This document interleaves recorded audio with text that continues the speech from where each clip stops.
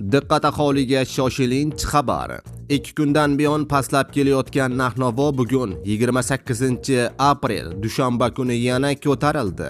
Barcha O'zbekiston fuqarolari xabardor bo'ling.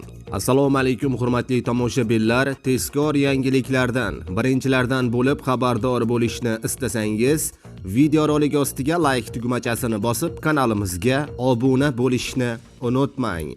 Like bosganlar video oxirida 15 ming so'm egasi bo'lasiz. Diqqat qiling, Markaziy bank xorijiy valyutalarning o'zbek so'miga nisbatan 28-aprel kuni amalda bo'ladigan yangi qiymatini e'lon qildi. Unga ko'ra, Rossiya rublining kursi 0.83 so'mga ko'tarilib, 156.56 so'mni tashkil etdi. Yevro kursi 15.11 so'mga pastlab 14.702 so'm bo'ldi.